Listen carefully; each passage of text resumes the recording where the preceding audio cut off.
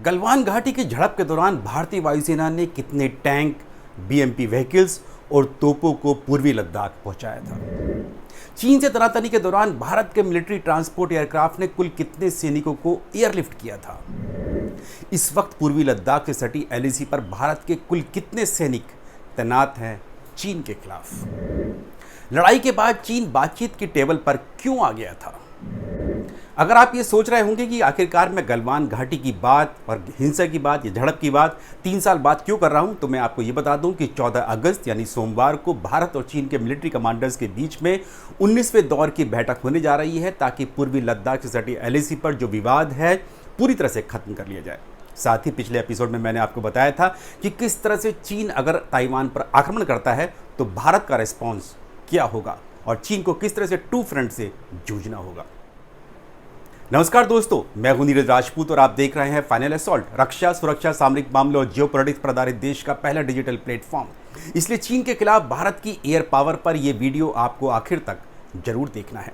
साथ ही जितने भी नए साथी मेरे चैनल को पहली बार देख रहे हैं, मैं उनसे कहूंगा कि जल्द से जल्द चैनल को लाइक और सब्सक्राइब जरूर करें, ताकि आपको मेरे नए वीडियोस के बारे में सही समय पर जानकारी मिलती रहे।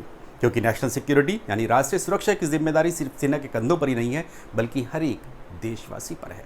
सोमवार यानी 14 अगस्त को भारत और चीन के मिलिट्री कमांडर्स के बीच पूर्वी लद्दाख में एलएसी विवाद को पूरी तरह से सुलझाने के लिए 19वें दौर की बैठक होनी है। हालांकि पूर्वी लद्दाख के 5 विवादित इलाकों को लेकर दोनों देशों में सहमति बन गई है और दोनों देशों के सैनिक थोड़ा पीछे हट भी गए हैं, लेकिन डेप्सांग प्लेन और डेमचोक जैसे कुछ पुराने ऐसे विवादित इलाके हैं जहां विवाद अभी भी जारी है। लेकिन क्या आपको पता है कि गलवान घाटी की झड़प के बाद चीन भारत से बातचीत के लिए क्यों तैयार हुआ था? आज मैं आपको इसका खुलासा करने जा रहा हूं। ये जानकारी आधिकारिक तौर से तो नहीं आई है, यानी कि आधिकारिक तौर से भारत ने खुलासा नहीं किया है, लेकिन ऐसे सूत्रों के जरिए फाइनल असॉल्ट को मिली है, जिससे इस जानकारी को आप आधिकारिक मान सकते हैं। वर्ष 2020 में जब गलवान घाटी की झड़प हुई थी, उस वक्त पूरे लद्दाख में भारतीय सेना की एकमात्र कोर तैनात थी। ये कोर है 14वीं कोर, जिसे फायर एंड फ्यूरी का नाम दिया गया है। ये कोर कारगिल द्रास बटालिक से सटी एलओसी, सियाचिन से सटी एजीपीएल यानी एक्चुअल ग्राउंड पोजिशनिंग लाइन और चीन से सटी पूर्वी लद्दाख की एलएसी की सुरक्षा करती थी, यानी संभालती थी। ऐसे में कोरोना महामारी के दौरान जब चीन की पीएलए सेना ने बेहद ही गुपचुप तरीके से करीब 750-800 किलोमीटर लंबी एलएसी पर युद्ध अभ्यास के नाम पर अपने सैनिकों का जमावड़ा लगा लिया, तो भारत के सामने रीइंफोर्समेंट की एक बड़ी चुनौती थी।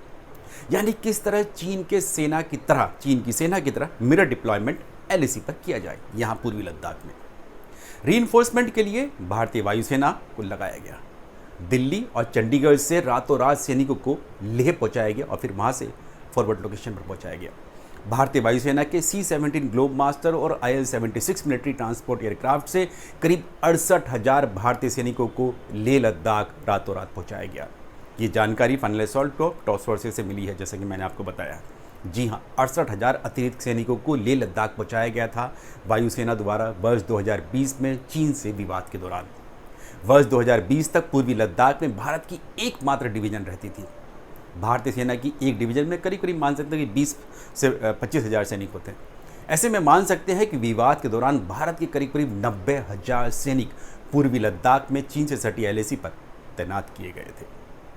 अब आप समझ सकते हैं कि गलवान घाटी में मुंह की खाने के बाद चीनी सेना बातचीत के लिए इतनी जल्दी क्यों तैयार हो गई थी। In heavy lift military aircraft ने 330 बीएमपी यानी इन्फेंट्री कॉम्बैट व्हीकल्स को लद्दाख पहुंचाया।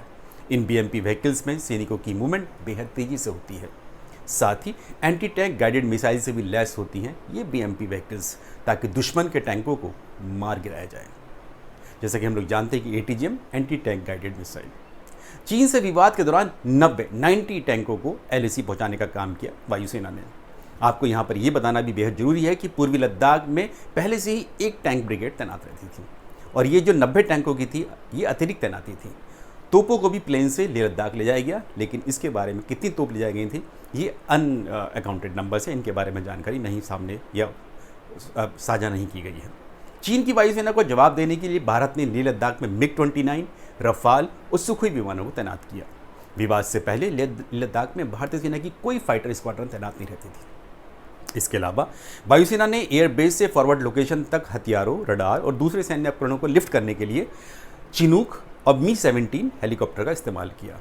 बड़ी संख्या में सैनिकों की तैनाती और उनके रहने के लिए मेकशिफ्ट पोटा केबिन को भी एलएसी पर इन्हीं हेलीकॉप्टर के जरिए पहुंचाया गया। करीब 14-15 हज़ार फीट की ऊंचाई पर पूर्वी लद्दाख में जबरदस्त ठंड पड़ती है और तापमान -40 डिग्री तक गिर जाता है। ऐसे में सैनिकों के रहने का भी पुख्ता इंतजाम भारत के लिए एक बड़ी चुनौती थी इस विवाद के दौरान। लेकिन भारतीय सेना यानी थल सेना और वायुसेना के आपसी तालमेल से ये सब संभव हो पाया और चीन की घुसपैठ और सलामी स्लाइसिंग को न केवल रोक दिया गया बल्कि ब्लडी नोज भी दी गई। पिछले एपिसोड में मैंने बताया था कि किस तरह भारत ताइवान के खिलाफ चीन की दादागिरी का विरोध कर रहा है। यहाँ तक कि चीन के खिलाफ लोकतांत्रिक देशों की मोर्चाबंदी में जुड़ने के लिए भी तैयार हो रहा है भारत। ताइवान और अमेरिका जैसे देश भी चाहते हैं कि भारत चीन की आक्रामक और विस्तारवादी नीतियों का जमकर मुकाबला करे, क्योंकि इंडो पैसिफिक रीजन में अगर कोई देश है या सेना है जो चीन का डटकर मुकाबला कर सकती है तो वो भारत ही है। धन्यवाद। जय हिंद।